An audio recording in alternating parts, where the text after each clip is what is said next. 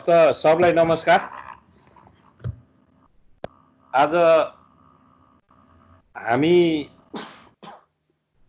10औं हप्ताबाट 11औं हप्तामा लाग्दैछौँ र हाम्रो छलफलको विषय धेरै लामो तानिएर आएको छ। सुरुमा केही हप्ता हामीले अलिकति ग्रीन इकोनोमी, लोकल प्र्याक्टिसेसको बारेमा कुरा गर्दा गर्दै लोकल इन्स्टिट्युसन ट्रेडिसनल प्र्याक्टिसेस कसरी फरक हुँदै जान्छ भन्ने कुरादेखि लिएर तराई फरेस्ट म्यानेजमेन्टमा इन्स्टिट्युसनको के छ भन्दै भन्दै आएर लास्ट विक चाहिँ हामीले अलिकति रियालिटी र रिदमको कुरा गरेका थियौँ। त्यसमा चाहिँ इन्स्टिट्युसनहरूले अथवा स्टेक होल्डरहरूले कसरी रोल खेल्छन्, हुनुपर्ने के हो र कसरी चाहिँ रियालिटी र रिदम चाहिँ मिलेको छैन भन्ने कुराहरू गरेका थियौँ भने आज हामी नेपालमा इन्भाइरोमेन्टल गभर्नेन्सको कुरा गर्दैछौँ। मुख्य गरी नेपालको हिसाबमा हेर्ने हो भने अहिले हामीसँग 761 वटा गभर्मेन्ट छन्। त्यसकारण गभर्नेन्स र गभर्मेन्ट्सको कुरा चाहिँ अलिकति इम्पोर्टेन्टै होला जस्तो लाग्छ र हामीसँग एकराज सिग्देल सर हुनुहुन्छ जसले चाहिँ यो इन्भाइरोमेन्टल गभर्नेन्स अझ त्यसमा पनि यी सबै गभर्मेन्ट्सहरूसँग काम गर्नुभएको छ र आज हामी चाहिँ यही इन्भाइरोमेन्टल गभर्नेन्स इन नेपाल गभर्मेन्ट्सको केसमा चाहिँ कुरा गर्नेछौँ। अब मैले एकराज सरलाई यो सुम्पिदिएँ। नमस्कार छ सबैजनालाई। राजेशजी धेरै धेरै धन्यवाद छ। त्यस्तै गरेर विशालजी र भट्टजी जसले मलाई इन्करेज गर्नुभयो यो सेयर गर भनेर, त्यस अर्थमा यहाँहरूप्रति आभारी पनि छु। र मैले करिब 25 मिनटभित्र मेरो प्रस्तुति सकाउने जमर्को गर्नेछु र यसमा 17 वटा जति स्लाइडहरू छ र अघि पनि राजेशजीले भनिसक्नु भएको छ यो गभर्मेन्टको गभर्नेन्स हो। त्यसकारण यहाँ धेरै कुराहरू गभर्मेन्टका यो फेडरलदेखि लिएर प्रोभिन्सदेखि लिएर लोकलसम्मका गभर्नेन्स, खास गरी इन्भाइरोमेन्ट, क्लाइमेट चेन्ज र डिजास्टरहरू सहितका चिजहरूलाई कसरी हेरिएको छ भन्ने सन्दर्भमा प्रस्तुत गर्छु। हुन त मैले इन्टरनेसनल डाइमेन्सन पनि जोड्न खोजेको थिएँ, तर त्यो हो भने अलिकति लामो हुँदो रहेछ। त्यसो भएर अहिलेलाई मैले यो नेसनल कन्टेक्स्टमा मात्रै, यो फेडरल कन्टेक्स्टमा मात्रै मैले यो कुरा गर्छु।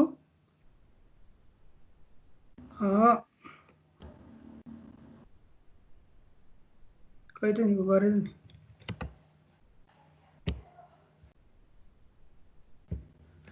खास गरिकन डिसेन्ट्रलाइजेसन अहिलेको हामीले यो फेडरल गभर्नेन्स भनेको पनि डिसेन्ट्रलाइजेसन नै हो, तर डिसेन्ट्रलाइजेसन पनि अब हामीले अघिल्लो पहिला पनि डिसेन्ट्रलाइजेसनको अभ्यास त गरेकै हो। लोकल सेल्फ गभर्नेन्स एक्ट मार्फत हामीले गरेकै थियौँ, तर त्यो कानुनले प्रदत्त डिसेन्ट्रलाइजेसन थियो।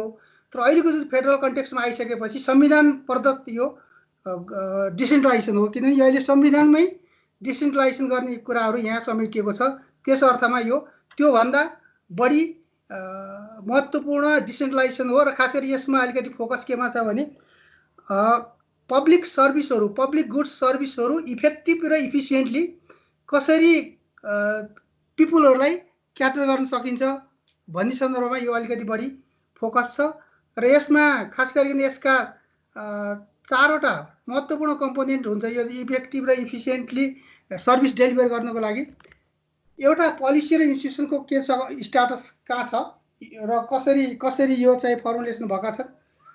दोस्रो पावरहरू, खास गरी यो फङ्सन्सहरू दिएका लोकल यो विभिन्न टायर्समा दिएका फङ्सनहरू एडुकेट, यो पावरहरू कसरी डिस्ट्रिब्युसन छन् र यो फङ्सनरीहरू कतिको इफेक्टिभली काम गरिरहेका छन्, इफेक्टिभ बनाइएका छन् कि छैननको कुरा आउँछ। र यो साइमल्टेनियसली फन्डको कुरा पनि आउँछ। र यहाँनिर के छ भने फङ्सन, फन्ड र फङ्सनरिजहरू यी तीनटा जब कोहेरेन्टली काम गर्न थाल्छन्, एक आपसमा एकदमै अन्तर सम्बन्धित छन्, एउटाको उपस्थितिमा अर्को भएन भने फेरि त्यो इफेक्टिभली काम गर्दैन। त्यसकारण यो तीनटा कम्पोनेन्टहरू साइमल्टेनियसली जानुपर्छ र त्यसलाई पोलिसी र इन्स्टिट्युसनले खास गरिकन इनाब्लिङ इन्भाइरोमेन्टहरू क्रिएट गरिदियो भने त्यसपछि बल्ल हामीले खोजेको गभर्नेन्स, हामीले खोजेको सर्भिस जुन टार्गेट कम्युनिटी हो त्यहाँनिर पुग्छ भन्ने भनाइ छ।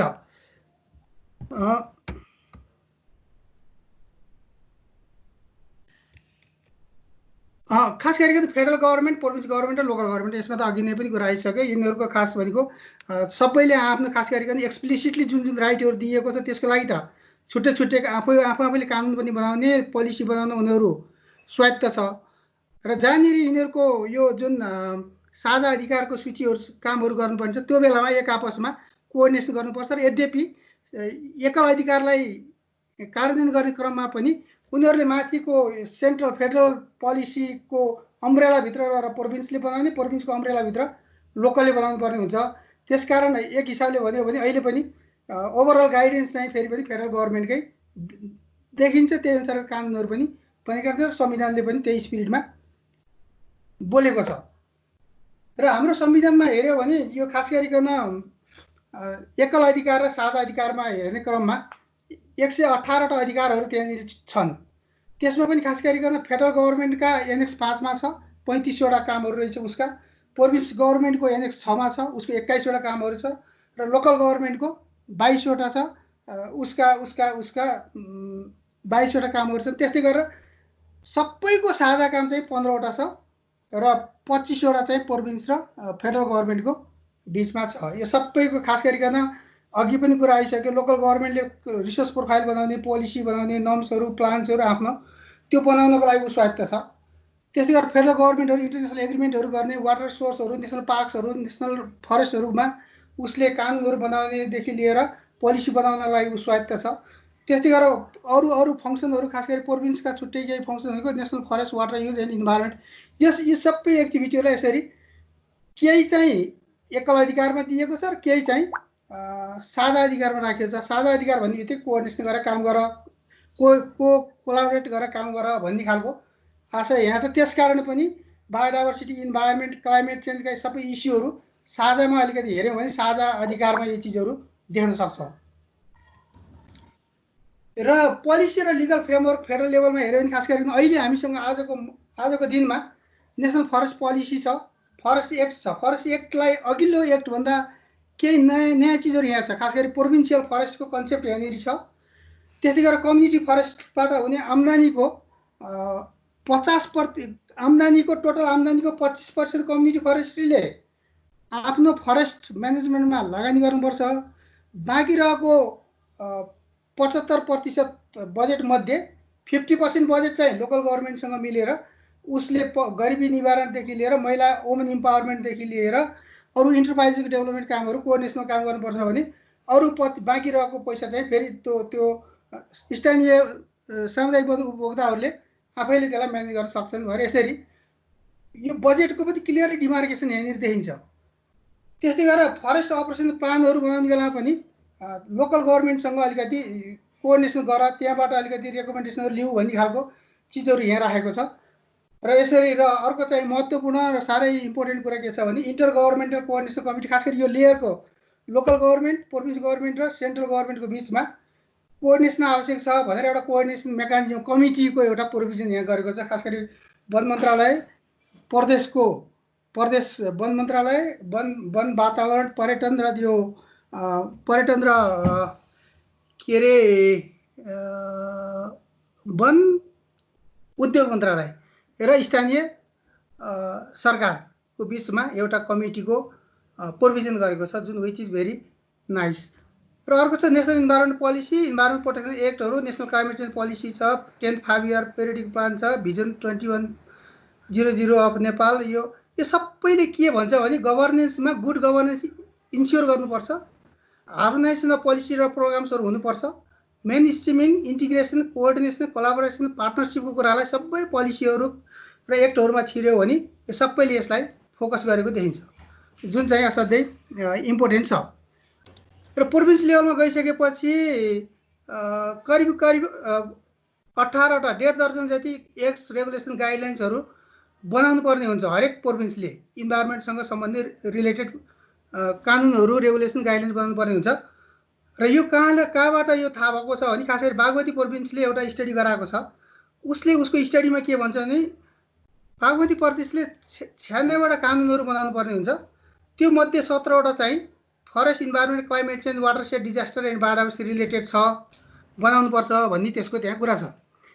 यदि हरेक प्रदेशले 17वटा बनाउने, आजको दिनमा हामी कहाँ छौँ त भन्दा इन टोटल 25वटा जति बनेको देखिन्छ about 20% of act regulation guidelines related to environment biodiversity छ।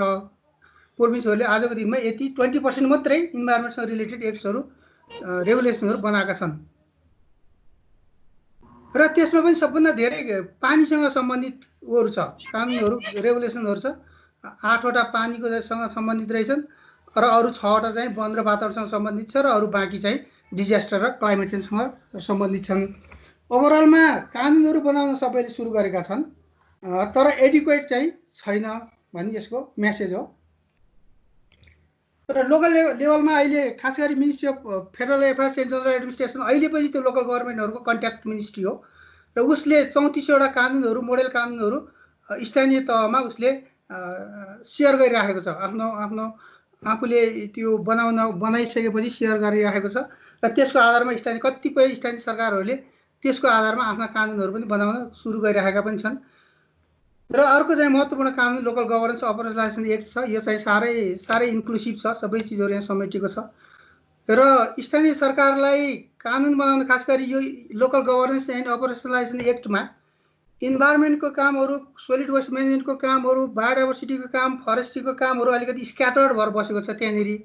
यदि ती सबैलाई समेटेर एउटै कानुन बनाउन हरेकले बनाउन सक्यो भने त्यसले इन्टिग्रेटेड एप्रोचमा काम पनि हुनसक्छ र जब उनीहरूले छुट्टै इन्भाइरोमेन्ट र नेचरल रिसोर्सको कानुन बनायो भने उनीहरूलाई एउटा यो सेक्टरमा पैसा छुट्याउने र इम्प्लिमेन्टेसन गर्ने बाध्यता पनि हुनसक्छ भन्ने हिसाबले सङ्घीय मन्त्रालयले अहिले model environment and natural resource conservation act framework बनाएर उसको वेबसाइटमा राखिदिएको छ र यसलाई फलोअप गरेर कतिपय गाउँपालिका नगरपालिकाले अहिले बनाउन सुरु गरिराखेका पनि छन्।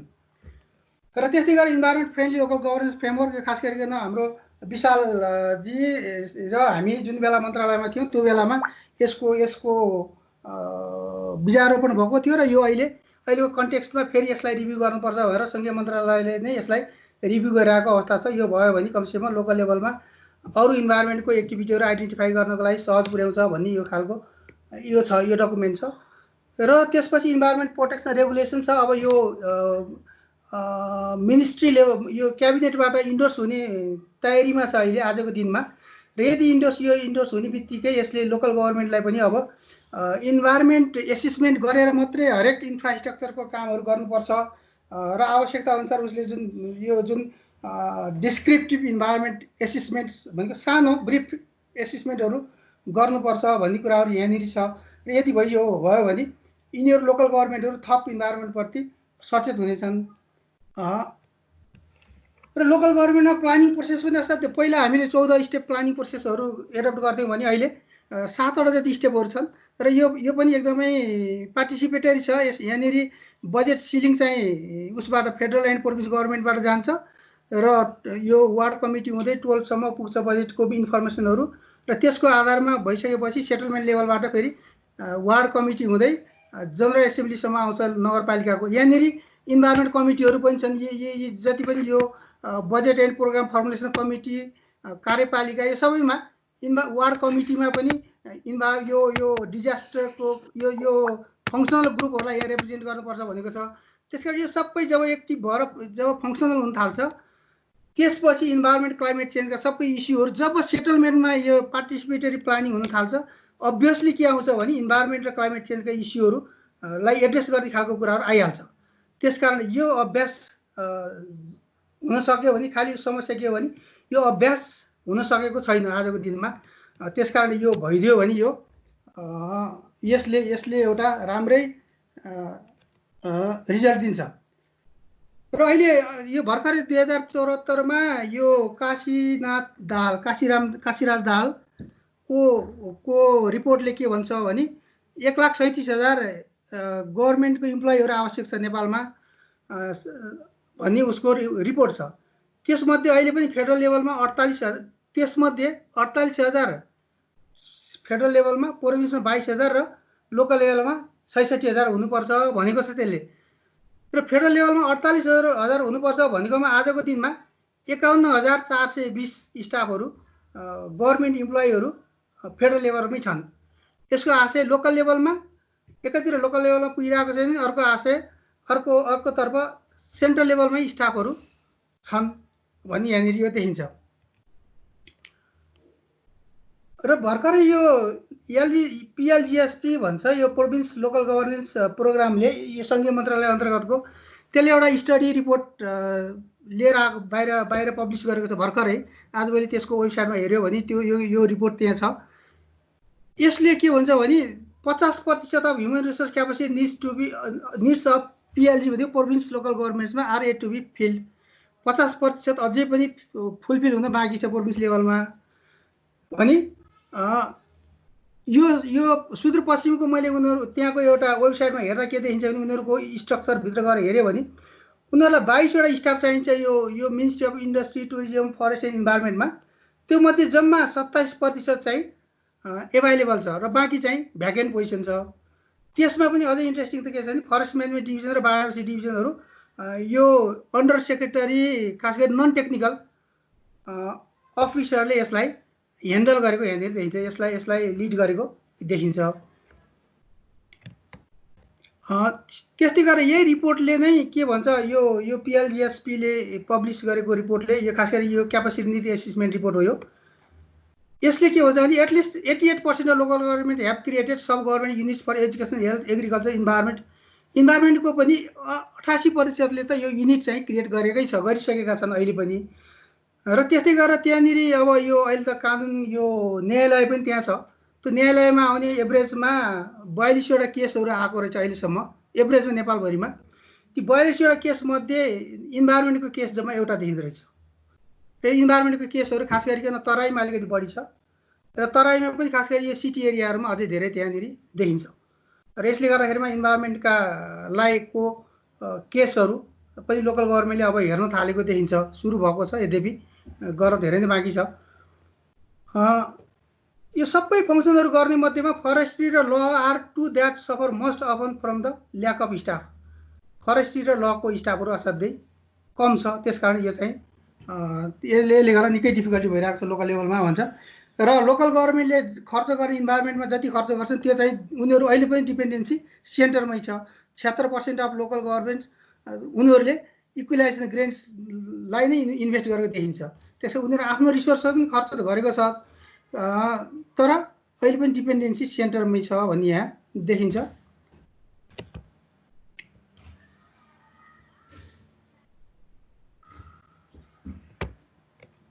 लोकल गभर्मेन्टको स्ट्रक्चरभित्र हेऱ्यो भने लोकल गभर्मेन्टमा अब क्लियरली हेरेर आएको छ environment watershed management and soil to waste management sub section भनेर प्लस फरेस्ट एन्ड वाटरसेड अफिसहरू वहाँ त्यहाँनिर पनि अब संस्थागत प्रोभिजन अलरेडी लोकल गभर्मेन्टमा पनि छ यताबाट। र त्यसकारण अब यसको एकदमै सिस्टमेटिकल्ली यहाँ राखिएको छ र यिनीहरूको क्यापासिटी बढ्यो भने यिनीहरूले हामीले होप के गर्न सक्छौँ भने भोलि डेभलपमेन्टमा इन्भाइरोमेन्ट र यो सबै इस्युहरूलाई वाटरसेड म्यानेजमेन्टको इस्युहरूलाई हामीले इन्टिग्रेसन गर्नको लागि निकै राम्रो अपर्च्युनिटी यहाँ देखिन्छ।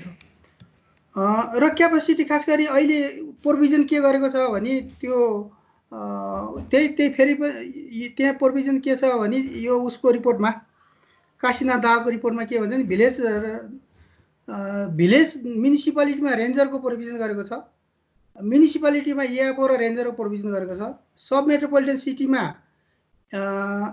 इन्भाइरोमेन्ट सोलिड म्यानेजमेन्ट सेक्सन छ र त्यसमा इन्भाइरोमेन्ट अफिसरको प्रोभिजन गरेको छ। फरेस्ट सेक्सनमा एएफओ र रेन्जरको पोजिसन छ भने मेट्रोपोलिटनमा फेरि डिभिजनकै छ। Forest environment and disaster management division छ। त्यसमा अन्डर सेक्रेटरीले यसलाई environment officer and social conservation officer राखेको छ। इन्भाइरोमेन्ट अफिसर छ। फरेस्ट एन्ड सोइल कन्जर्भेसन सेक्सनमा फरेस्ट अफिसर छ र सोलिड वेस्ट म्यानेजमेन्टको लागि पनि 2जना इन्भाइरोमेन्ट अफिसरहरू छन्। जति क्रमशः जति कम्प्लेक्सिटी हुँदै आयो उति क्रमशः अलिकति मेन पावर अलिक स्ट्रङ राखिरहेको यहाँ देखिन्छ।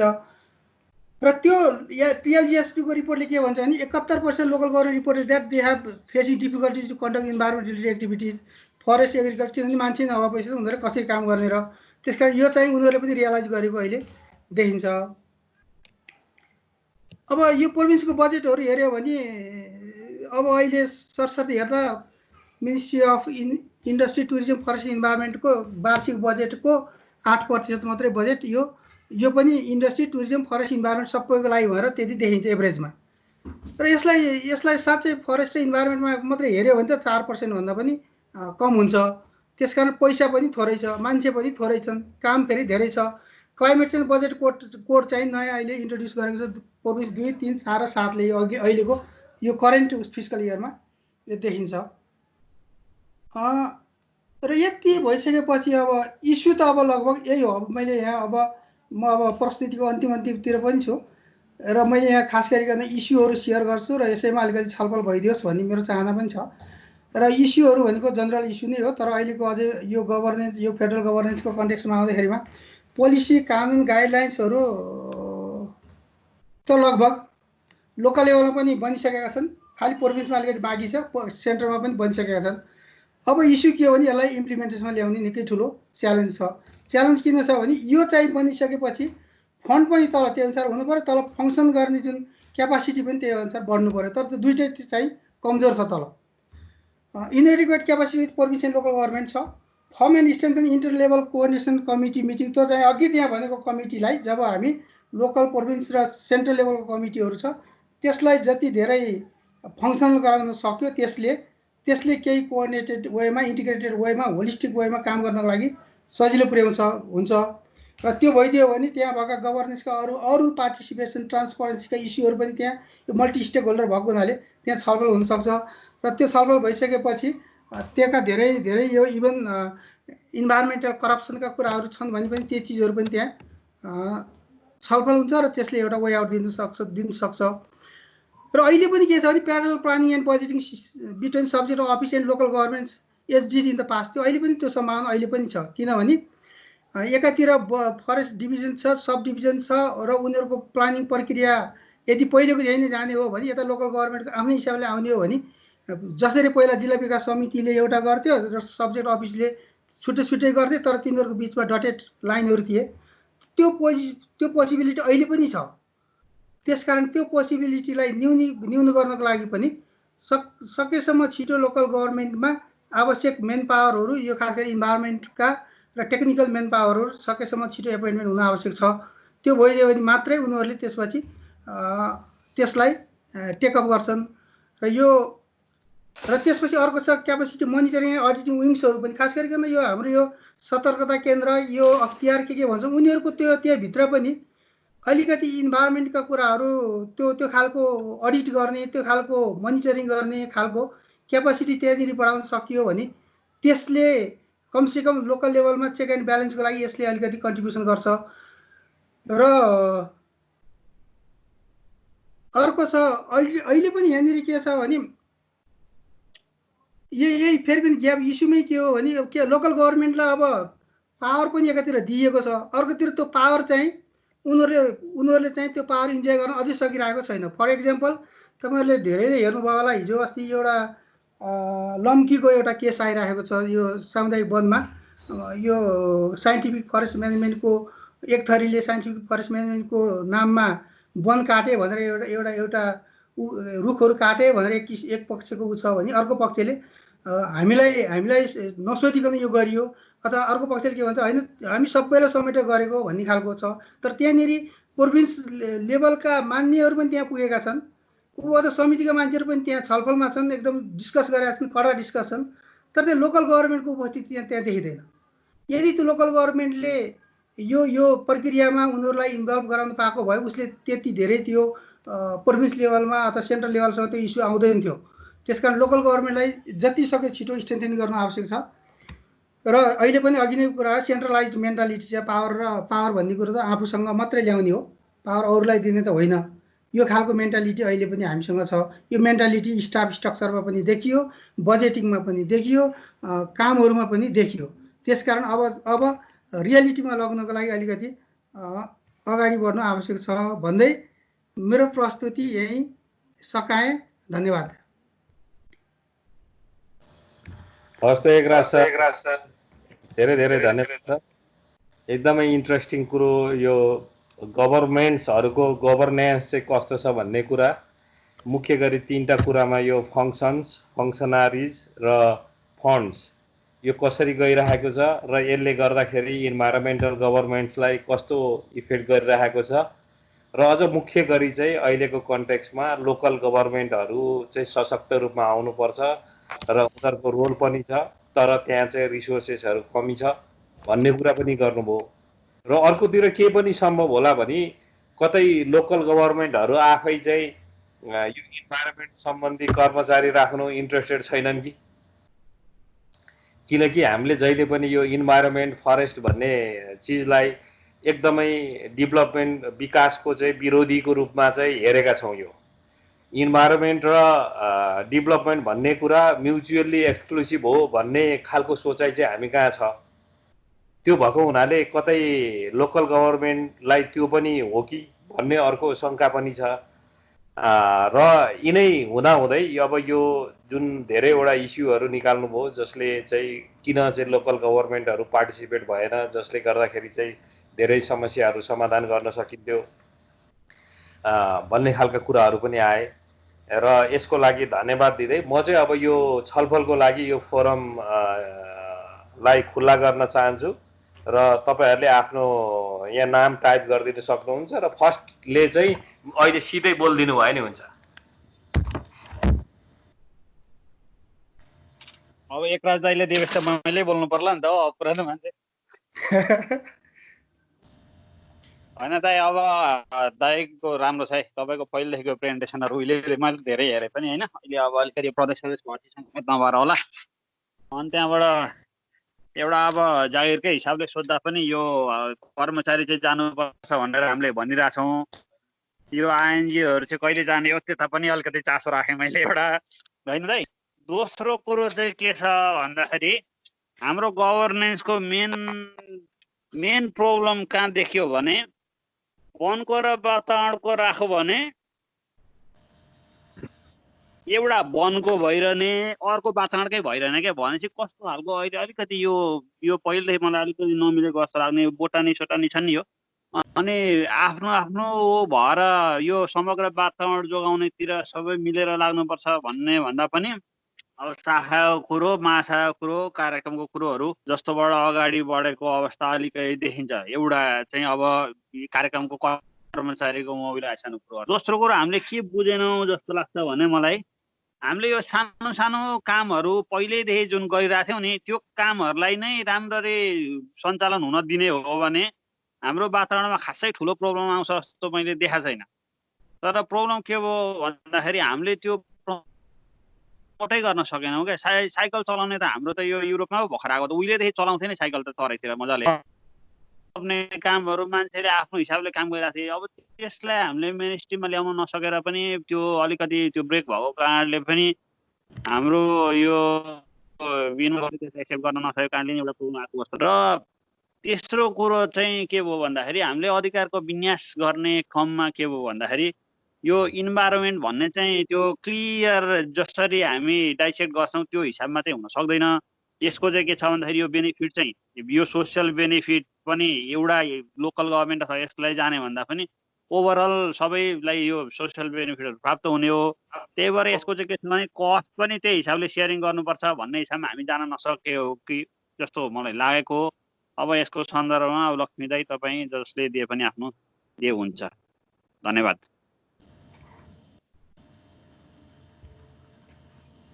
एक सर सुरु गरौँ। मैले वास्तवमा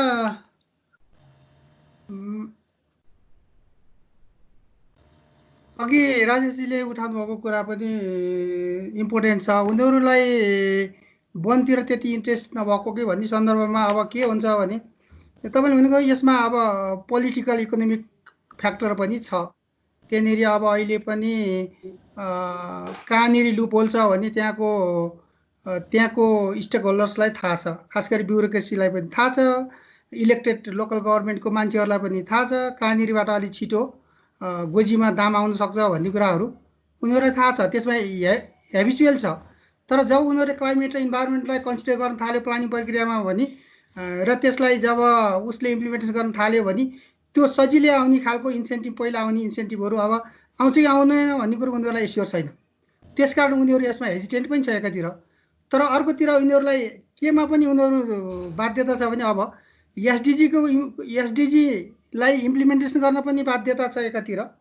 अर्कोतिर यो इभन फरेस्ट एक्टमा पनि गयो भने यो पब्लिक फरेस्ट्री र अर्बन फरेस्ट्रीका कुराहरू पनि त्यहाँ छन्। त्यसकारण उनीहरू ग्रिनरीको कुराहरू हरेकले अब कहिले एक घर एक रुख भनेका छन्, कहिले एक सेटलमेन्ट एक नर्सरी भनेका छन्।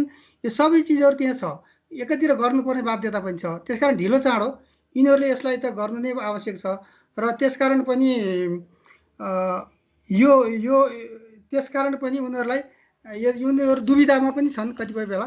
तर पनि उनीहरूलाई अब कन्भिन्स गर्न सक्यो भने इन्सेन्टिभ अलिकति स्टडी बेस एभिडेन्स बेस कुराहरू उनीहरूलाई देखाउन सक्यो भने तिमीहरूले इन्भाइरोमेन्ट फ्रेन्डली काम गर्यो भने तिमीहरूको भोटर पनि भाग्दैनन्, इन्भाइरोमेन्ट पनि राम्रो हुन्छ, पछि टुरिस्ट आउँछ अथवा के फाइदा हुन्छ त्यो बुझ्न पायो भने अलिकति त्यसले कन्भिन्स गर्न सक्छ होला। एउटा कुरा विशालजीको कुराहरू पनि इम्पोर्टेन्ट छ। अब आइएनजिओहरू किन जान्दैनन् यो आफैमा यो एउटा ठुलो क्वेसन पनि छ र आइएनजिओ त आफै पुग्ने त होइन, आइएनजिओलाई लोकल लेभलमा पुग त उनीहरूलाई भनेको पनि छैन। खालि आइएनजिओहरू एनजिओ मार्फत पुग भनिदियो, तर समस्या के भने कहिलेकाहीँ आइएनजिओ एनजिओलाई पनि छोडेर आफै पुगे कि भन्ने एउटा इस्यु हो।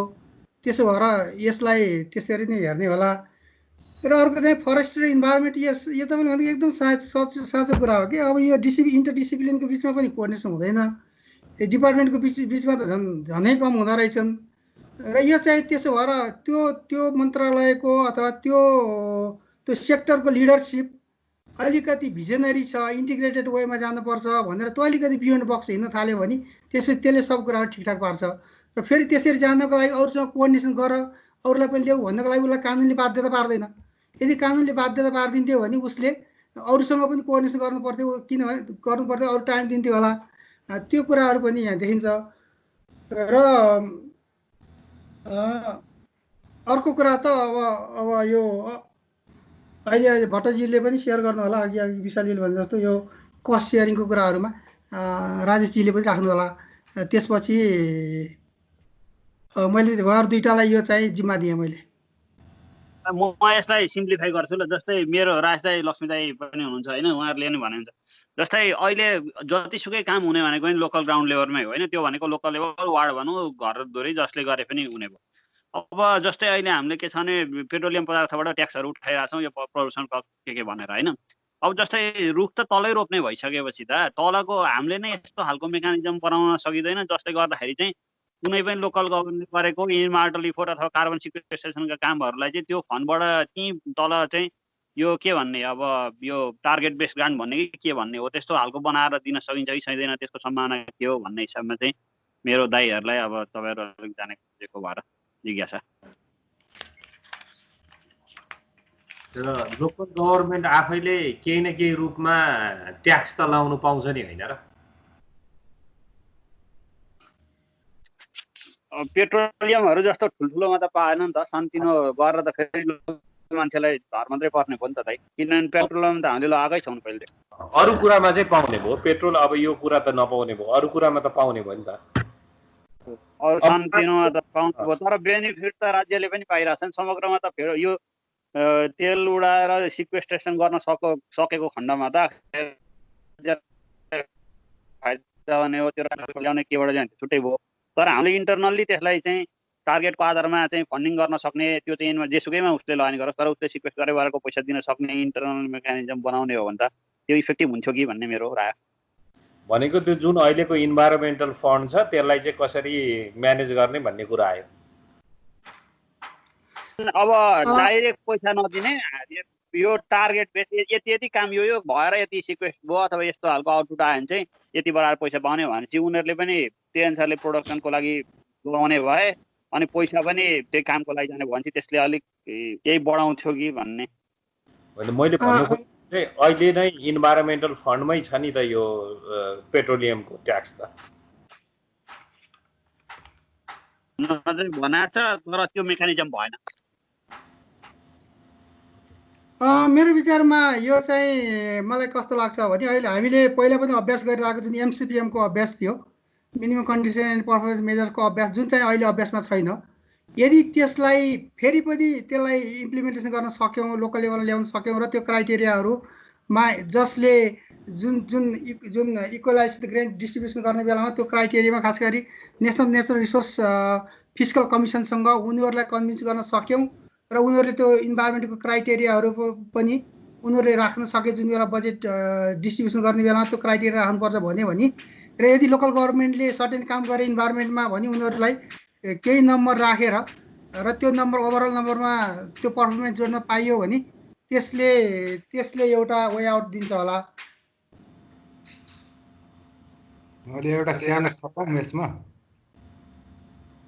ओके, यो सानो यो इन्भाइरोमेन्ट फन्ड र जुन फरेस्ट्री डेभलपमेन्ट फन्ड भन्ने थियो र अहिले जुन दुईटा इस्यु निकाल्नु भएको छ विशालजी र हाम्रो एक सरले, मेरो विचारमा एउटा चाहिँ सेन्ट्रल गभर्मेन्टको फन्डलाई युटिलाइज गर्ने अथवा म्याक्सिमाइज गरेर त्यो पर्फर्मेन्स बेस्ड दिने भन्ने एउटा पक्ष हो मेरो तपाईँहरूको छलफल अनुसार।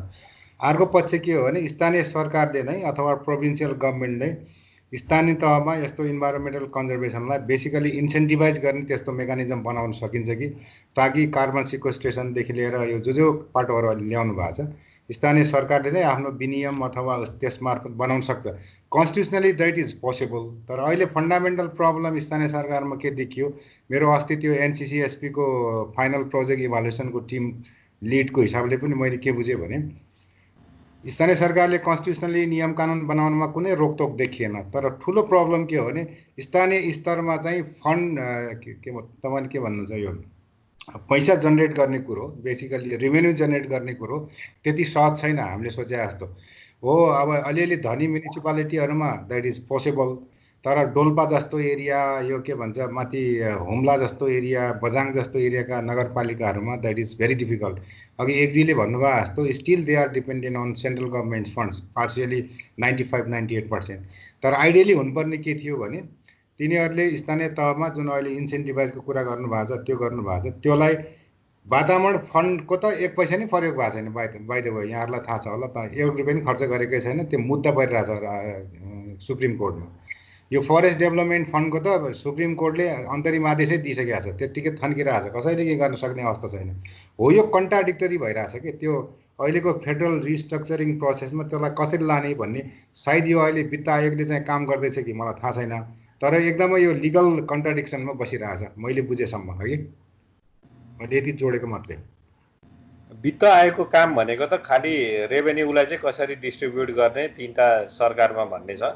र एउटा इन्ट्रेस्टिङ कुरो भियतनामको केस हेर्ने हो भने चाहिँ यो फरेस्ट डेभलपमेन्ट फन्ड चाहिँ यिनीहरूले चाहिँ यो पिएस भनेर सबै पैसा त्यहाँ जम्मा गर्दछ र त्यो पैसा चाहिँ मजाले डिस्ट्रिब्युट गर्छ फरेस्ट म्यानेजमेन्टको लागि र कन्जर्भेसनको लागि। त्यो एउटा छ। अब त्यो कुराहरू चाहिँ विशालले भने जस्तो त्यो गर्नुपर्ने आवश्यकता चाहिँ देखिन्छ। अब म भोलाजीतिर गएँ।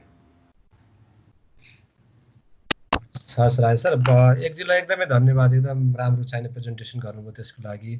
मेरो चाहिँ केही अब मैले थप जानकारी पाउनको लागि पनि क्वेसन छ, खास मेरो रिफ्लेक्सन अलिअलि होला, तर केही क्वेसनहरू छ मलाई अलि थप जानकारी भयो भने मलाई सहयोग हुन्थ्यो भनेर।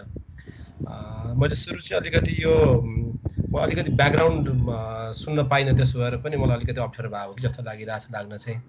त अब यो लोकल लेभलमा बन्ने कानुनहरू अथवा प्रोभिन्सियल लेभलमा बन्ने कानुनहरूको बारेमा कुरा गर्दाखेरि म अहिले 2 वर्षदेखि चाहिँ युएसएआइडीको डेमोक्रेसी एन्ड गभर्नेन्स प्रोजेक्ट अन्तर्गत गभर्नेन्स र एडभोकेसीको काममा इन्गेज छु। अहिले 2 वर्ष भयो। खास गरेर लोकल प्रोभिन्सियल गभर्मेन्टको यो पोलिसी मेकिङ प्रोसेस, त्यसपछि गएर सिभिल सोसाइटीको चाहिँ इन्गेजमेन्ट मा चाहिँ काम गरिरहेको छु। यो काम गरिरहँदा फेरि मेरो रिफ्लेक्सन चाहिँ अलिकति कस्तो लागिरहेछ मलाई भने अहिले लोकल लेभलको अथवा प्रोभिन्सियल त्यो फेडरलमा पनि हो, यो पोलिसी मेकिङ प्रोसेस अथवा पोलिसी एडिक्वेट छ, पोलिसी ले स्पेस क्रिएट गरेको छ भन्ने क्लेम गरिरहँदाखेरि मैले पाएको मैले इन्टरेक्ट गरेको स्टेक होल्डरमा चाहिँ यो पोलिसी स्पेसहरू पछिल्लो दिनहरूमा एकदमै सिङ्क्रोनाइज्ड भएको, त्यसपछि त्यो स्पेसहरू चाहिने स्टेक होल्डरले इन्जोय गर्न नपाएको, अलिकति डेमोक्रेटिक भ्यालुज नर्म्सहरूलाई चाहिँ कमजोर बनाइरहेको हुन त यो ग्लोबल ट्रेन्ड नै हो। ग्लोबल्ली यो ट्रेन्ड आइरहेछ र हामी कहाँ फरेस्ट्री सेक्टरमा पनि त्यो प्रशस्त भएको चाहिँ महसुस हुन्छ मलाई। विगत भन्दा यो चाहिँ मोर रेग्रेसिभ मोडमा गइरहेको हो कि जस्तो लाग्छ। र प्रोभिन्सियल लेभलमा त धेरै बन्न सकेको छैन, त्यो म एग्री गर्छु। लोकल लेभलको पोलिसी मेकिङ प्रोसेसको हेर्ने हो भने खास गरेर मोफागाले जुन चाहिने स्याम्पल पोलिसी बनाएर पठाइदियो त्यसलाई कट एन्ड पेस्ट गर्ने र नाम चेन्ज गर्ने, कतिपयमा त सेम नाम नै राखेर चाहिने अहिले इन एन एभरेज 22 देखि 25 वटा चाहिने ल पोलिसी गाइडलाइनहरू बने पाइन्छ लोकल गभर्नमेन्टमा। एउटा त्यो पार्ट देखिन्छ भनेपछि त्यो उनीहरूको क्यापासिटी, स्पेसल्ली यो पार्टिसिपेटरी पोलिसी मेकिङ प्रोसेस हो गभर्नेन्सलाई चाहिने चिज भन्ने कुरामा एजुकेसन, त्यसपछि गएर खास गरेर कुन ओरिएन्टेसनबाट चाहिने त्यो लिडरसिप त्यहाँ स्थापित छ त्यसले फरक पार्ने रहेछ जस्तो मलाई लागेको छ एउटा पार्ट चाहिँ। अब अघि अर्को कुरा चाहिँ जस्तो अब लोकल गभर्नमेन्ट अपरेसनल एक्ट जुन छ 2074 को, यसले चाहिने जुन कन्स्टिट्युसन प्रोभिजन अनुसारको कुरा त्यसले अब थप चाहिँ इलाबोरेट गरे पार्ट भइहाल्यो। तर जुन लोकल प्लानिङ प्रोसेसको कुरा गर्नुभएको थियो 7 स्टेप प्लानिङ, मैले त्यहाँ पनि हेर्दाखेरि यो जुन गभर्नेन्सको कुरा गर्दाखेरि पहिलो स्टेज भने त पार्टिसिपेसनबाट होला।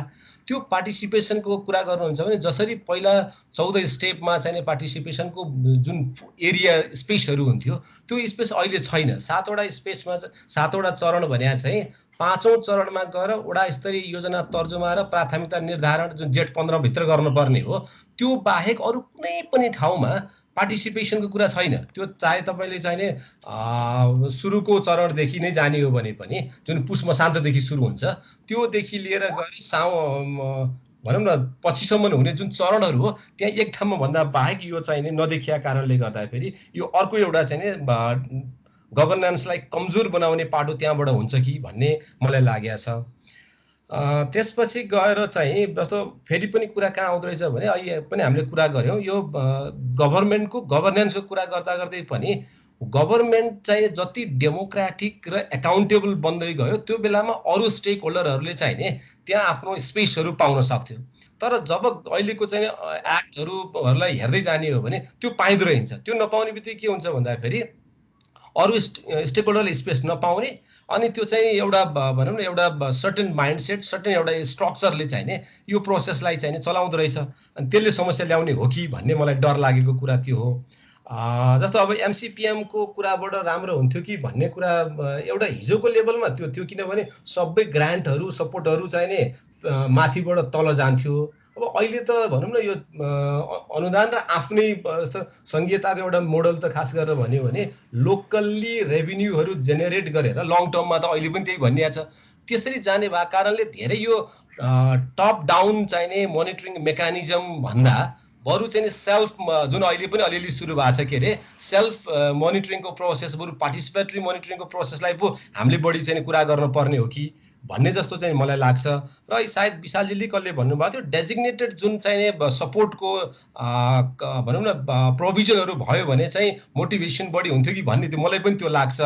त्यो पार्ट चाहिँ त्यसरी हेर्नुपर्ने हो कि भन्ने लाग्छ। भने अब यो सपोर्ट एजेन्सीहरूको कुरा गर्दाखेरि आइएनजिओको अथवा अरू प्राइभेट सेक्टरको कुरा चाहिँ मलाई के लाग्छ भने त्यो चाहिँ एउटा चाहिँ ट्रस्ट बिल्ड गर्नुपर्ने रहेछ। जस्तो गभर्मेन्ट र चाहिने यो अरू स्टेक होल्डरको ट्रस्ट कसरी बिल्ड हुन्छ त्यसले चाहिँ नि त्यो अरूलाई कल गर्नलाई मद्दत गर्दो रहेछ। अहिले नै यो कोरोनाको केसमा हेर्नुहुन्छ भने तपाईँहरूले कतिकै याद गर्नुभयो, गभर्मेन्टले सुरुमा के भन्यो भने ल यो आइएनजिओहरू यो डोनरहरूले वास्तै गरेन भन्ने कुरा चाहिँ गभर्मेन्टको चाहिँ उहाँ निस्कियो होइन, यो संसदीय समितिमा सरकारको चाहिँ त्यो हाई लेभलको कुमा।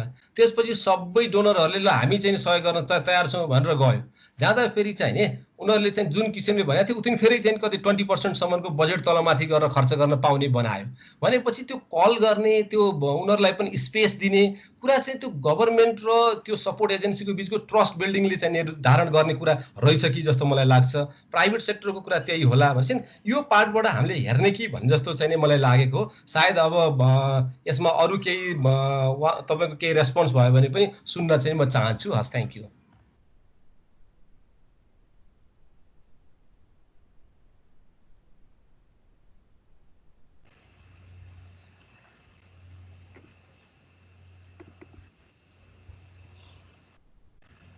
एक सर हजुर होइन मेरो यता यसमा त के छ र जायज कुराहरू नै छ सबै चिजहरू। अब सकेसम्म हाम्रो आशय त यो पार्टिसिपेटरी हुनु पऱ्यो, बटम अप एप्रोच हुनु पऱ्यो भन्ने कुराहरू हो। र मलाई के लाग्छ भने अहिले पनि हुन त त्यो बेलाको 14 स्टेप भन्दा अहिलेको 7 स्टेप हुँदैमा पार्टिसिपेटेसन कम हुन्छ भन्ने त मलाई लाग्दैन। किनभने त्यो बेलामा त काठमाडौँमै ल्याएर 5-6 वटा स्टेप त काठमाडौँतिरै थिए, त्यहाँबाट प्लानिङ कमिसनमा पठाए, त्यहाँबाट डिपार्टमेन्टमा पठाएर मन्त्रालयमा पठाएर प्लानिङ कमिसनमा पठाएर कता कता घुमाउँदै त्यो 5-6वटा स्टेपको त्यतै थिए। त्यसकारण अहिले पनि त्यसले त कन्सन्ट्रेट गर्दैन। तर लोकल लेभलमा हुनुपर्ने पार्टिसिपेटरी बनाउने हिसाबले यो गाइडलाइन्सहरू पनि बनाएको छ, एकदम क्लियर छ। तर समस्या के भने क्यापासिटी पनि छैन। उनीहरूलाई लोकल गभर्मेन्टको अहिले पनि प्रायोरिटी त्यता त्यति धेरै त्यहाँको मान्छेहरूले त्यति धेरै ध्यान पनि दिएको छैन। इलेक्टेड मान्छेहरूले ध्यान दिएर यसलाई एप्लाई गर्यो भने अहिले पनि यो पार्टिसिपेटरी गराउन सकिन्छ। र जहाँसम्म लाग्यो अर्को कुरा, जुन कानुनहरू बनाउँदाखेरिमा पनि यो प्लानिङको गाइडलाइनहरू पनि यसले अलिकति टप डाउन एप्रोचलाई नै फेरि प्रमोट गर्न खोज्छ कि भन्ने कुरा यो चाहिँ सही हो। यद्यपि अहिले यो PLGSP को जुन अघि मैले भने क्यापेसिटी निड एसेसमेन्ट रिपोर्ट अहिले यसो हेर्दै गऱ्यो भने अधिकांश लोकल गभर्मेन्टले के भनिराखेको छन् भने हामीसँग क्यापासिटी छैन, कम्तीमा हामीलाई अलिकति मोडल गाइडलाइनहरू भइदियो भने त्यसले सहज पार्छ र अहिले भएकाले सहज पारिरहेको पनि छ। यद्यपि त्यहाँनिर समस्या पनि छन्, कतिले कपी पेस्ट गरेका पनि छन् र कतिले राम्रै बनाएका पनि छन्। त्यसकारण सुरुमा अलिकति गाइड गर्न त केही चिज त चाहिँदो रहेछ, तर त्यसलाई उनीहरूको आफ्नो कन्टेक्स्ट स्पेसिफिक बनाउनको लागि फेरि पनि एटलिस्ट त्यहाँ क्यापासिटी भएको मान्छेहरू त्यो इन्भाइरोमेन्ट सेक्सनमा, फरेस्ट्री सेक्सनमा ती मान्छेहरू जब त्यहाँ उपस्थित भइदियो भने त्यसले अलिकति सपोर्ट पुर्याउँछ। र अर्को कुरो मलाई के लाग्छ भने फेरि पनि लोकल गभर्मेन्ट भनेको इलेक्टेड लोकल गभर्मेन्ट भनेको म्यानेजर हुन्, ती चाहिँ कोअर्डिनेटर पनि हुन् र उनीहरूले नै जब यसलाई अन गर्छ ओभरअल सिस्टमलाई, त्यसपछि उनीहरूले त यो हाम्रो फरेस्ट्रीदेखि इन्भाइरोमेन्टदेखि लिएर एग्रिकल्चर सबैलाई उनीहरूले म्यानेज गरेर यो चाहिँ यो खालको टेक्निकल एक्सपर्टिज मलाई चाहियो र तिमीले देऊ भने नि उनीहरूले दिने स्थिति जब बन्न थाल्छ त्यसपछि बल्ल त्यसपछि उनीहरूले सबै चिजहरू पार्टिसिपेटदेखि लिएर सबै कुरो अभ्यास गर्न सक्छन् जस्तो लाग्छ। धन्यवाद।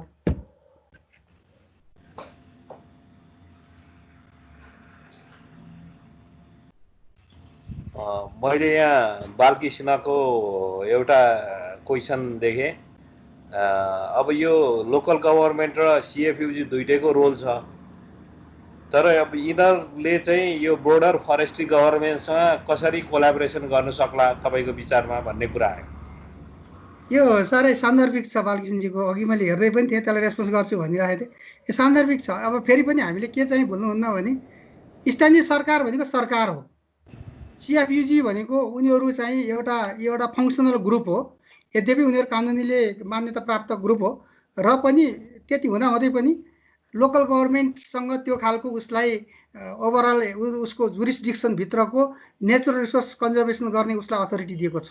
इभन अहिले हेऱ्यो भने त बफर जोनको कम्युनिटी फरेस्टलाई पनि लोकल गभर्मेन्टले हेर्नुपर्छ भनेर त्यो खालको कानुनी उसलाई अधिकार दिएको छ र उसको क्यापासिटी छैन र हेर्न सकेका छैन। तर जुन बेला क्यापासिटी हुन्छ उसले हेर्नुपर्छ।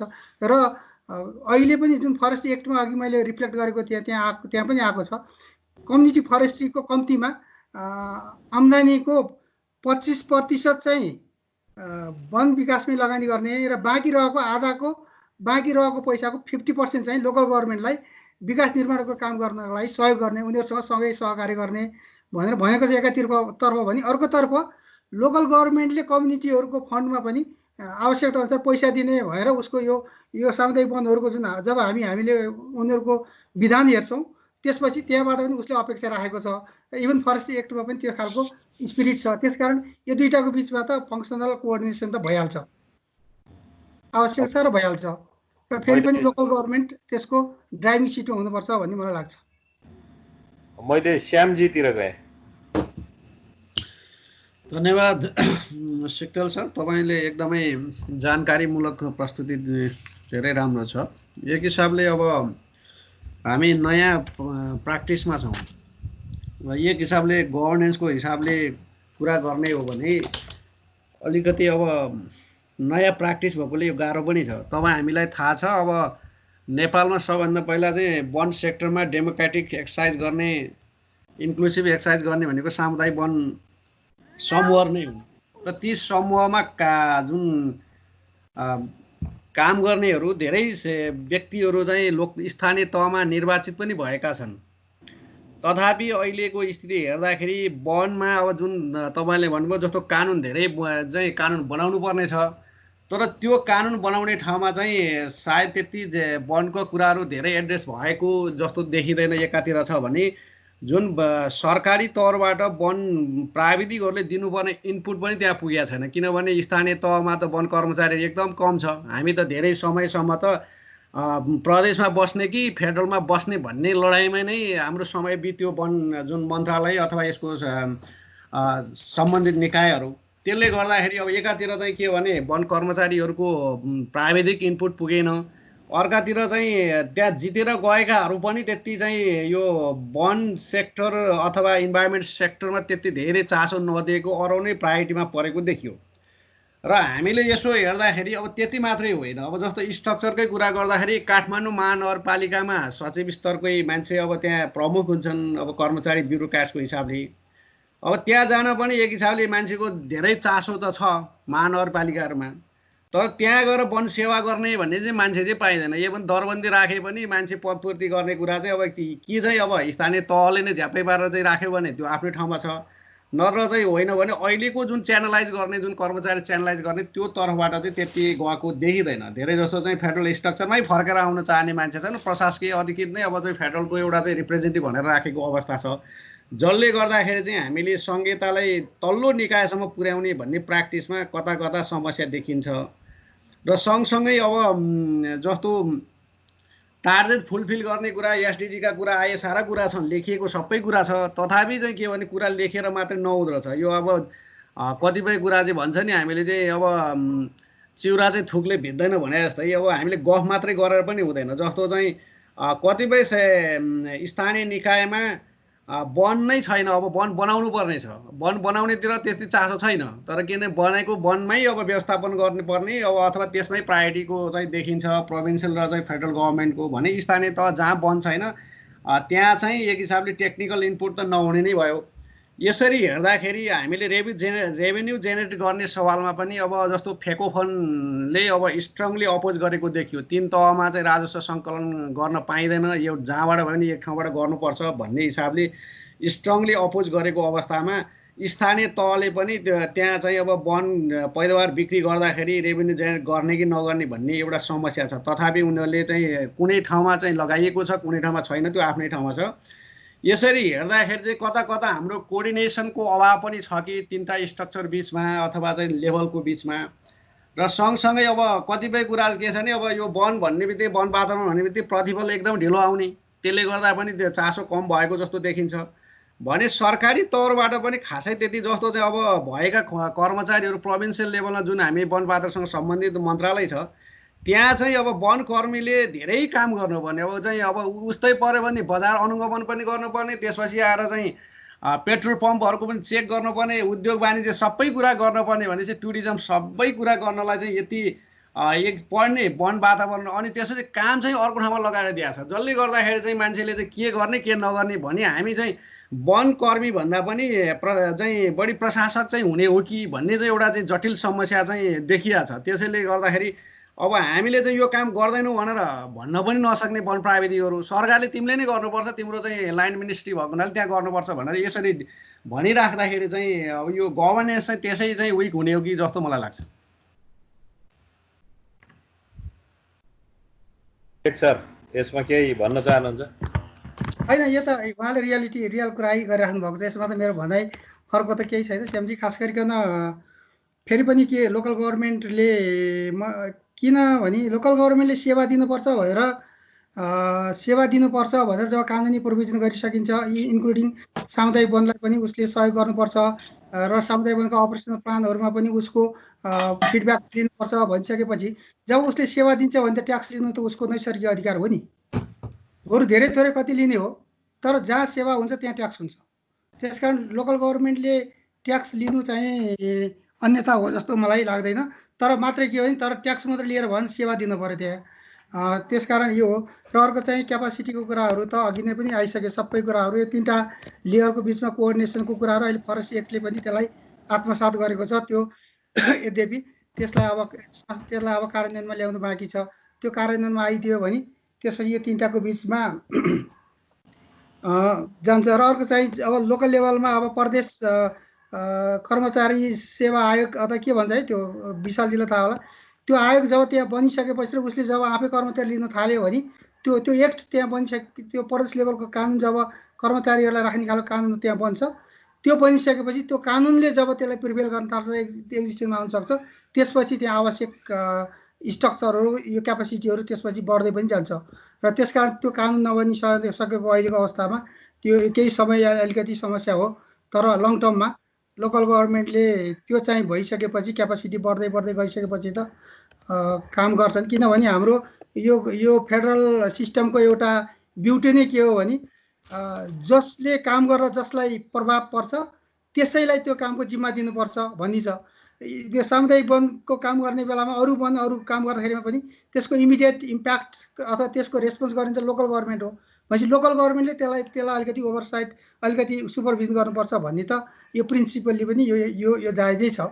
त्यस अर्थमा आशा गरौँ अलि पछि जब उनीहरू क्यापासिटी बढ्दै जान्छ, उनीहरूले ह्यान्डल गर्दै जान्छ। किनभने पहिलाभन्दा त अहिले अलि राम्रो पनि हुँदै आएको पनि देखिन्छ।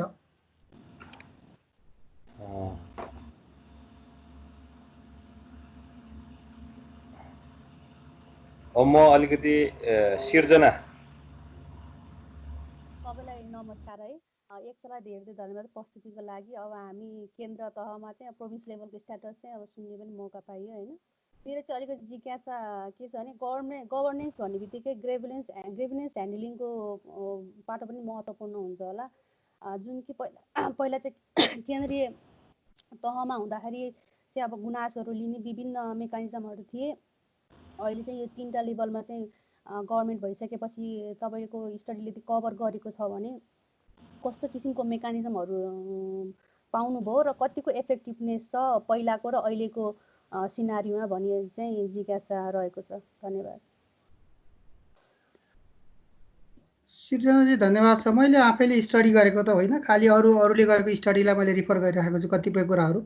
यसमा अघि पनि कुरा आइसक्यो, लोकल गभर्मेन्टमा पनि अब यो खास गरी केसहरू, थुप्रो केसहरू आउँछ। सबभन्दा ठुलो केस चाहिँ यो सिमानाहरू सम्बन्धी केसहरू आउँदो रहेछ। त्यस्तै गरेर महिला हिंसाका कुराहरू पनि त्यहाँ आउँछ। किनभने त्यहाँ आफैमा न्यायालय पनि त्यहाँ छ। अब न्यायिक समिति छ, न्यायालय छ, उपमेयर त्यसको लिड गर्नुहुन्छ। र त्यसकारण अहिले इन्भाइरोमेन्टको जस्तै 40-42वटा केसहरू एभरेजमा, जब लोकल गभर्मेन्टहरू फङ्सनल भइसकेपछि 40-42वटा केसमध्ये जम्मा एउटा केस, एभरेजमा एउटा केस चाहिँ इन्भाइरोमेन्टसँग रिलेटेड केसहरू लोकल गभर्मेन्टले ह्यान्डल गरेको देखिन्छ। त्यसमा पनि अलि धेरै केसहरू तराईमा छन् र तराईमा पनि अझै सिटी सेन्टरहरूमा यो केसहरू वनसँग, इन्भाइरोमेन्टसँग रिलेटेड केसहरू त्यहाँ देखिन्छ। त्यसकारण जब हाम्रो इफोर्ट्स पनि अलिकति धेरै, त्यहाँको जुन न्यायिक समिति छ, उपमेयरहरू छ, उहाँहरूको क्यापासिटीलाई पनि सँगसँगै बढाउन पायौँ भने यसले धेरै नै कुराहरू त्यो लोकल लेभलमै सल्टाउन सजिलो गर्छ।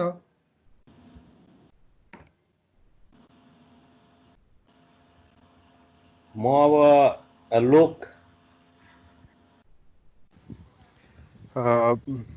एक सर धेरै धन्यवाद प्रेजेन्टेसनको लागि। धेरै इन्फर्मेटिभ लाग्यो। अनि हजुरको प्रेजेन्टेसनमा पनि अघि न आयो, अनि अरूमा पनि जब यो बजेट भाषण हुन्छ अनि त्यति बेला चाहिँ हाम्रो धेरै फरेस्टर साथीहरूको चाहिँ अनि कमेन्ट आउँछ, यो वन क्षेत्रको लागि त स्रोत धेरै छुट्याइएन भनेर आउँछ। अब अनि जस्तो अब यसमा चाहिँ जस्तो किन छुट्याइएन भन्ने कुराहरूमा विभिन्न कारण होलान् होइन। जस्तो अब यसमा चाहिँ हाम्रै भित्रकोमा नि यो वन भनेर चाहिँ एउटा चाहिँ आर्थिक स्रोत हो कि अथवा संरक्षण गरेर राख्नुपर्ने कुनै त्यो दायित्व हो अथवा भन्ने खालकामा हाम्रोमै त्यही दुविधा पनि हुन सक्ला। अथवा अब तर त्योसँग एउटा के पनि हो भन्दा जस्तो हाम्रो वन क्षेत्रको योगदानलाई चाहिँ नि अनि जस्तो गरेर चाहिँ अथवा अन्डर भ्यालुएट भएको छ भन्ने चाहिँ पनि लाग्छ। त्यो भएपछि जस्तो अब हामीले जब हाम्रो चाहिँ वन क्षेत्रले चाहिँ राष्ट्रिय अर्थतन्त्रमा यति धेरै योगदान गर्छ भनेर देखाउन सक्दैनौँ, त्यस पछाडि फेरि अनि अर्थ मन्त्रालय कहाँबाट रिसोर्स आउने हो, त्यहाँबाट पनि कम आएको होला। अनि अब तर यसको चाहिँ समाधानको कुरा गर्दाखेरिका लागि जस्तो यावत होला, जस्तो त्यो अघिनको क्लारिफाई, त्यो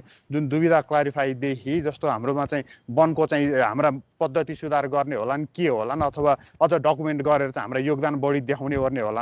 अनि जस्तो अब यो यसमा चाहिँ वनको यो जुन वन गभर्नेन्स, यो इन्भाइरोमेन्ट अथवा वन गभर्नेन्सको चाहिँ हामीले जस्तो 3 तहकोमा चाहिँ बाँडिएको छ भनेर कुरा गर्दाखेरि जस्तो यो सुधार्ने अनि जस्तो यसरी चाहिँ यो हाम्रो चाहिँ यसलाई चाहिँ हाम्रोमा चाहिँ योगदान यति छ भनेर देखाउने होइन गर्दाखेरि चाहिँ यो मुख्य योगदान चाहिँ कहाँ चाहिँ होला अथवा यसको लिडरसिप चाहिँ कसले हो जस्तो नेसनल लेभलमै हो कि अथवा जस्तो अब हाम्रो चाहिँ धेरै प्रोडक्टिभ रिसोर्सहरू चाहिँ प्रोभिन्स गभर्मेन्टले म्यानेज गर्ने भन्ने छ वनकोमा पनि भनेपछि यो चाहिँ कहाँनेरिलाई चाहिँ जस्तो यो खालको रोल चाहिँ कुन चाहिँ गभर्मेन्ट कुन चाहिँ लेभल अफ गभर्नेन्स उसमा चाहिँ यो रोल रहेको जस्तो लाग्छ हजुरलाई?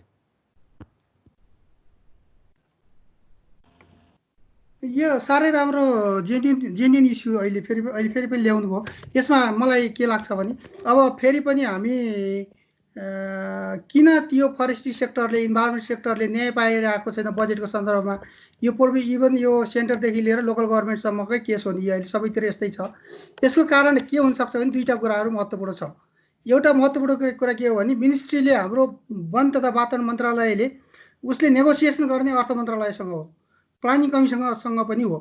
त्यो दुवैसँग जब नेगोसिएसनको टेबलमा पुग्ने बेलामा अघि तपाईँले भने जस्तो हाम्रो एभिडेन्स बेस्डहरू अब एटलिस्ट रिसर्चको बेसिसमा हामीले यति कन्ट्रिब्युसन गर्न सकेका छौँ है, अब हामीले तपाईँहरू न्याय गर्नको लागि पनि रिसोर्स एलोकेट गर्नु पर्यो भनेर एउटा चाहिँ त्यहाँनिर बस्दा एभिडेन्स देखाउने कुरा रह्यो।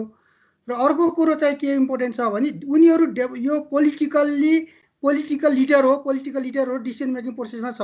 यी मन्त्रीहरू मेनली अर्थमन्त्री, उहाँलाई उहाँको अलवेज उहाँको फोकस केमा हुन्छ नि डेभलपमेन्टमा हुन्छ। उहाँले के देख्नुहुन्छ भने इन्भाइरोमेन्ट भनेको त यो उहाँको लागि सेकेन्डरी हो। त्यसकारण हाम्रो इन्गेजमेन्ट इन्भाइरोमेन्टको र फरेस्ट्रीको इन्गेजमेन्ट जति सक्यो धेरै बियोन्ड बक्समा हुनुपर्छ। प्लानिङ कमिसनसँग प्लस मिनिस्ट्री अफ फरेस्ट्रीसँग national natural resource committee fiscal कमिसनसँग जति धेरै हामी उहाँहरूसँग कोअर्डिनेसन गर्छौँ इन्ट्रेक्सन गर्न सक्छौँ त्यति धेरै हाम्रो सेक्टरले न्याय पाउँछ। त्यसकारण एउटा कुरो त त्यो डिसिजन मेकरहरूसँग हाम्रो डेभलपमेन्टका डिसिजन मेकरहरूसँग हाम्रो इन्गेजमेन्ट हो र अर्को चाहिँ इन्भाइरोमेन्ट सेक्टरको एभिडेन्स सहित त्यहाँ चाहिँ डेटा सहित त्यहाँ पुग्न सक्ने अर्को चाहिँ महत्त्वपूर्ण पक्ष हो। यो दुईटै पक्ष जब हामी स्ट्रङली त्यसलाई केस बनाउन सक्छौँ त्यसपछि यसले न्याय पाउँछ र अलिकति बजेटहरू पनि पाउँछ। भनेपछि हजुरले माथि सेन्ट्रल लेभलबाटै नै हो भन्नुभयो यसको हो हैन? सेन्ट्रल लेभलबाटै हो हजुर। हस् धन्यवाद।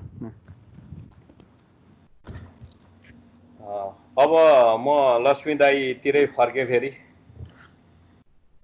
धन्यवाद राजेशजी। म एकदमै छोटो किन समय धेरै गइसक्यो जस्तो लाग्यो।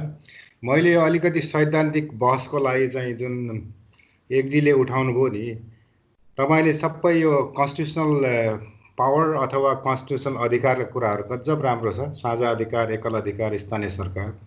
तर त्योसँग जोडिएका इन्स्टिट्युसनहरू चाहिँ अलिकति फरक भएर आयो के। मेरो एउटा मात्रै उदाहरण दिएर म अलिक बहस चाहिँ म आओस् भन्न चाहेको।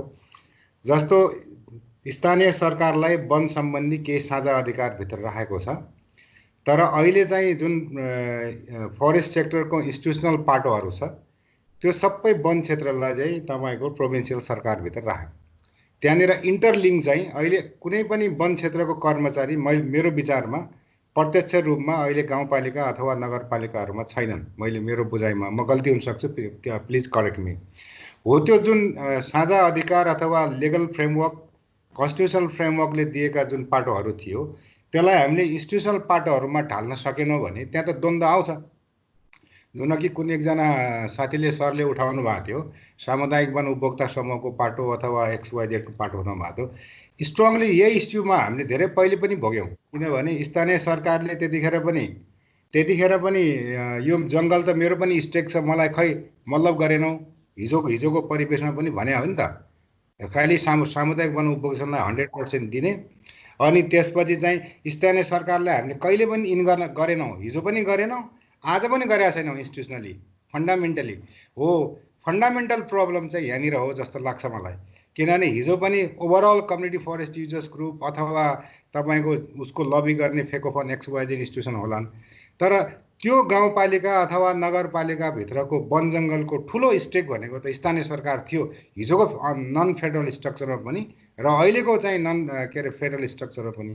त्यही भएर हामीले संवैधानिक रूपमा लिगल पार्टोमा त त्यो ल्यायौँ, तर इन्स्टिट्युसनल पार्टोमा चाहिँ हामीले चाहिँ कन्जुसन गऱ्यौँ है।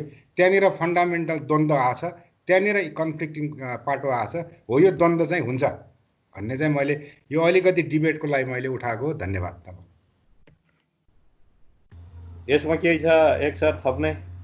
होइन, एकदम जेन्युन छ लक्ष्मीजी। यसमा तपाईँले भनेको जे बुझ्नुभएको छ त्यो सही हो। अहिले पनि त्यो दुईटाको बिचमा त्यति धेरै कोअर्डिनेसन, यद्यपि अहिले फरेस्ट एक्टले त के भन्छ, फरेस्ट युजर ग्रुपहरूले गराउने जुन कार्ययोजनाहरू बनाउने बेलामा त्यो चाहिँ स्थानीय सरकारसँग पनि समन्वय गर्दै यता सब डिभिजनतिरबाट यसलाई एप्रुभ गराउने प्रक्रिया लैजाऊ भनेरको त छ देखिन्छ। तर जुन हुनुपर्ने हो नि, त्यहाँ हुनुपर्ने के थियो भने स्थानीय सरकारले म्यानेज गर्ने र त्यसमा टेक्निकल ब्याकअप चाहिँ यताबाट जुन यो सब डिभिजन फरेस्ट सब डिभिजनले त्यहाँ त्यो टेक्निकल सपोर्ट त्यहाँ दिन पाएको भएदेखि र अझै राम्रो त यदि साँच्चै फेडरल कुरा हो भने त त्यो डिएफओ त्यो डिस्ट्रिक्ट डिभिजन फरेस्ट अफिसर नै कुनै हिसाबले त्यही लोकल गभर्मेन्ट युनिटमा गएर मोबाइल हिसाबले त्यहाँ गएर बस्ने र त्यही केही महिनाको 2-4 दिन त्यहाँ गएर बस्ने र त्यताबाट आएको कार्ययोजनाहरू त्यहीँ उसले सल्टाइदिनु पायो भने त रियल डिसेन्ट्रलाइजेसनको मर्म त त्यहीँ आउँथ्यो। किनभने डिसेन्ट्रलाइजेसन भनेको त कम्युनिटीलाई आफ्नै नजिकै गएर सहयोग दिने हो नि त।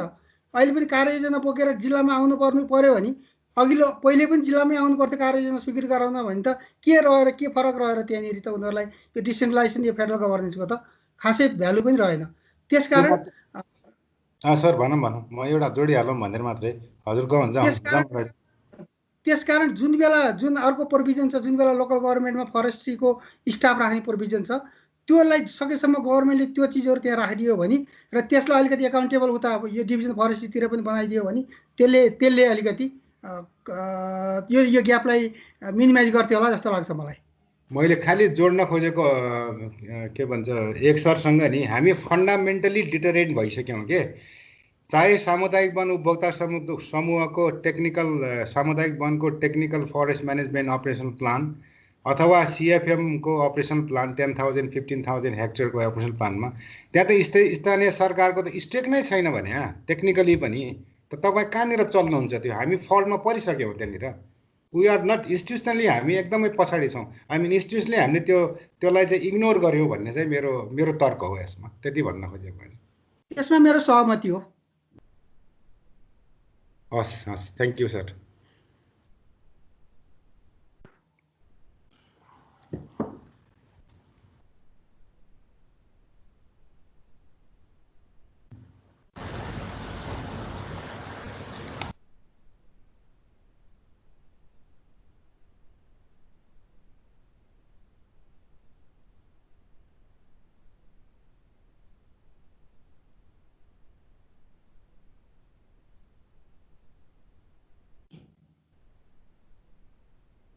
हामीले जमानादेखि नै साइकल चढेको, अहिले चाहिँ किन चढेनौँ, युरोपमा चढ्न थालेका छन् भन्ने कुरा आयो। तर एउटा इन्ट्रेस्टिङ कुरो चाहिँ हामी इन्भाइरोमेन्टल कुजनेट कपमा जाने हो भने चाहिँ कस्तो देखिन्छ भने यो इन्भाइरोमेन्ट र यो इन्कमको रिलेसन भनेको इन्भर्टेड यु सेपको हुने रहेछ।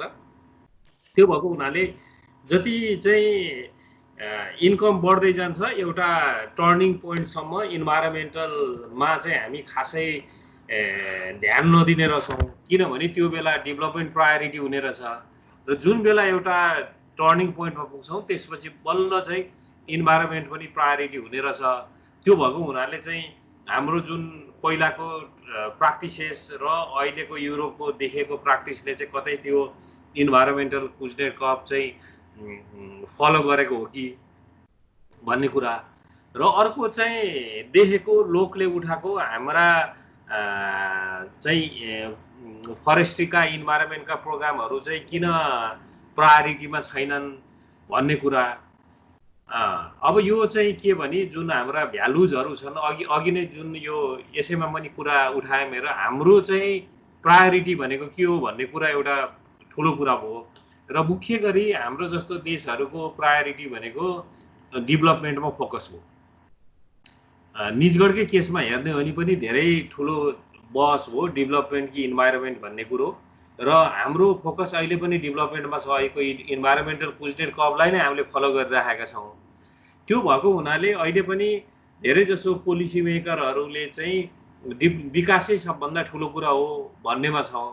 त्यसकारण हाम्रो सोचाइ चाहिँ जहिले पनि के छ भने हामी इन्भाइरोमेन्ट भन्ने कुरा त हामी के अरे 1 बराबर 25 वटा रुख रोपेर पनि चाहिँ त्यसलाई कम्पेन्सेट गर्नु सक्छौँ भन्ने कुरामा चाहिँ गएका छौँ। त्यसकारण अब यहाँनिर चाहिँ स्ट्रङ र विक सस्टेनेबिलिटीको कुरा गर्नुपर्छ होला।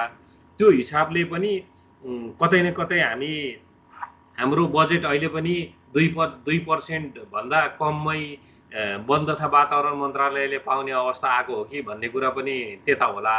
र मुख्य गरी चाहिँ कुरा हामीले जति छलफल गरे पनि मुख्य गरी कुरा डेभलपमेन्ट र इन्भाइरोमेन्ट चाहिँ कुन प्रायोरिटी हो, पैसा प्रायोरिटी कि इन्भाइरोमेन्ट प्रायोरिटी भन्ने कुरा चाहिँ त्यो चाहिँ अलिकति अगाडि आउँछ जस्तो लाग्छ। र यति भन्दै म हाम्रो एक सरलाई धन्यवाद दिँदै र एक सरलाई अन्त्यमा चाहिँ आफ्ना भनाइ सहित चाहिँ अब यसलाई टुङ्गिदिनु हुन अनुरोध गर्छु। मेरा भनाइ त आइसक्यो। अब कति आउलान् र अब सबभन्दा पहिला त मलाई साह्रै आफैलाई पनि धेरै कुराहरू अहिले नयाँ नयाँ नलेजहरू प्राप्त भएको छ। त्यस अर्थमा तपाईँहरू सबैप्रति धेरै धेरै आभार व्यक्त गर्न चाहन्छु। र खास गरिकन जुन यो नेपाल रिसर्च मिट भएर जसरी यसलाई सुरु गर्नुभएको छ यसलाई कन्टिन्यू गर्दै जाउँ। यसले निश्चित रूपमा किनभने यसले निकै ठुलो सोसल मिडियामा पनि यसले कभरेज पाइरहेको सन्दर्भमा यो धेरै ठाउँमा रिच आउट हुन पनि सजिलो भएको छ। यसलाई अगाडि बढाउँ र तपाईँहरू जुन प्रयास गर्नुभएको छ खास गरी राजेशजी जसरी होस्ट गर्नुभएको छ, विशालजी अनि भट्टजी, तपाईँहरूलाई फेरि पनि धेरै धेरै धन्यवाद दिँदै मैले मेरो भनाइलाई त सकाएँ। धन्यवाद। हस् त धन्यवाद। र हामी नेक्स्ट विक चाहिँ हाम्रो सुमन आचार्यबाट collective action multi level governance in climate change adaptation in farming communities of Nepal भन्नेमा चाहिँ छलफल गर्छौँ। अब हामी अलिकति क्लाइमेट चेन्जतिर धकेलेका छौँ अब अर्को नेक्स्ट विक चाहिँ भन्दै अब यहाँहरूलाई अब अन्तिममा हामीले भन्नुपर्ने स्टे सेफ भन्दै आजलाई चाहिँ बिदा हौँ।